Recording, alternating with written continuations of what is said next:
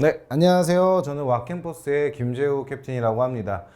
오늘 제가 이 자리에 서게 된 이유는 중소기업분들에게 기업 마케팅, 기업 경영에 대해서 설명을 드리려고 하는데, 흔히들 마케팅을 기업의 중소기업 오너들이 생각을 하실 때 마케팅은 홍보의 수단이다, 홍보하는 데 필요한 과정이다 라고 말씀하시는데 맞는 말씀입니다. 오늘 제가 말씀드리는 건 그런 홍보 과정 이전에 우리 중소기업들이 어떤 식으로 기업을 포장을 해야 되는지, 어떤 식으로 패키징을 해서 남들에게 보여줘야 되는지를 최대한 설명을 자세하게 해드리려고 합니다.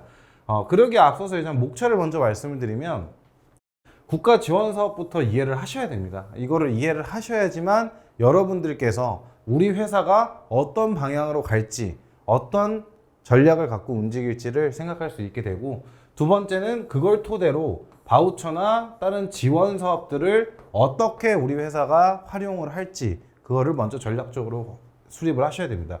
그 다음에 가장 중요한 포장이죠.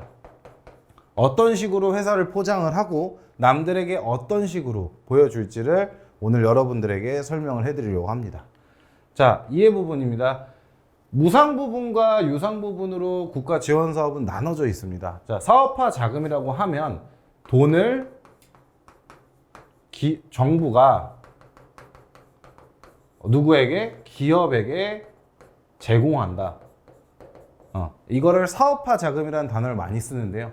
예비 창업 패키지, 창업을 처음 하시려는 분들, 그리고 창업한 지 얼마 안 되신 분들, 그리고 창업을 이제 시작하고 안정 단계에 들어가신 분들을 위한 패키지 사업들이 준비가 되어 있고요.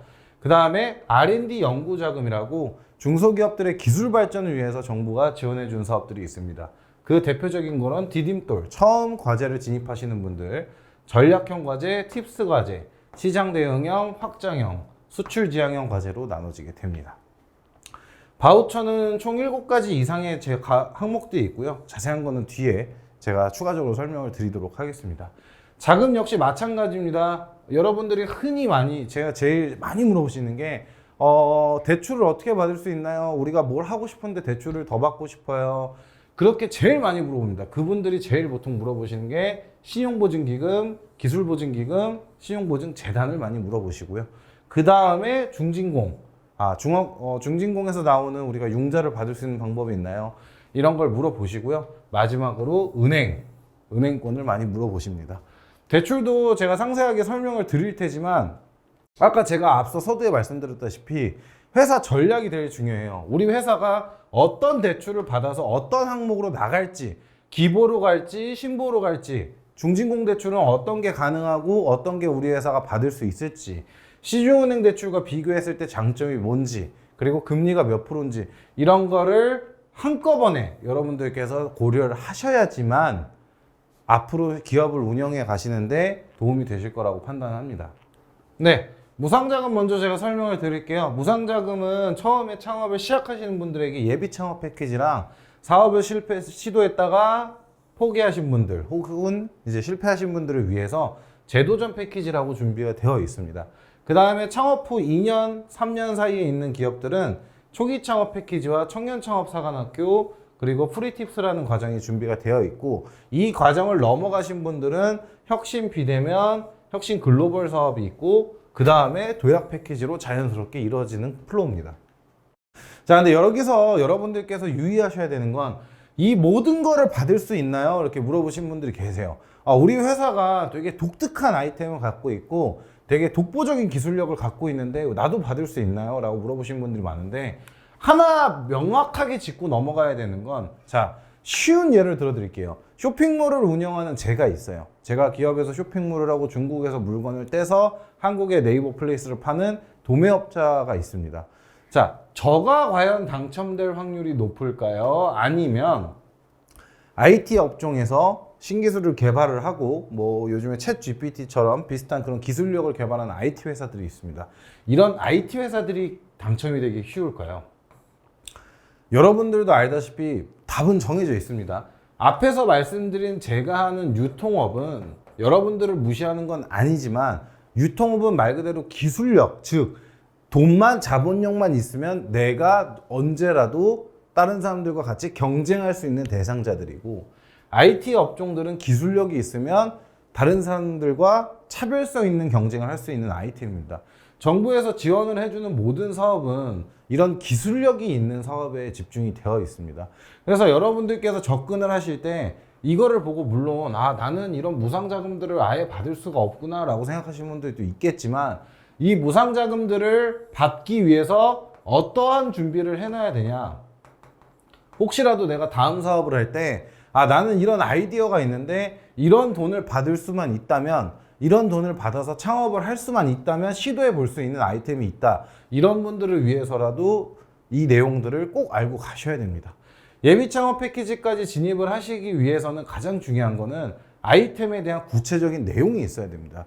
여러분들이 머릿속에 있는 그 아이템들을 구체적으로 어떤 내용을 만들어서 어떤 기술력을 가지고 어떻게 사업을 해나갈 건지, 그거에 대해서 남들한테 설명할 수 있는 자신감이 있으셔야지만 이 사업 아이템을 시작할 수 있게 되고요.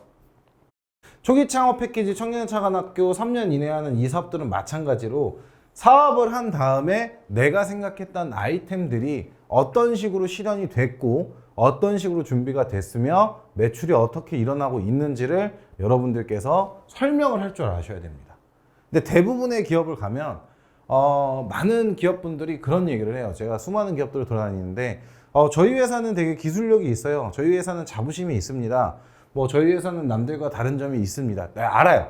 저도 알고 대표님도 알고 대표님 회사의 모든 직원들도 알아요. 하지만 이거를 남들에게 입증해 줄 만한 자료가 있습니까? 남들과 다르신 정말 무언가가 있으세요? 물어봤을 때 그거에 대해서는 쉽게 대답을 하지 못하세요. 그 부분을 준비를 하셔야 돼요, 대표님들께서.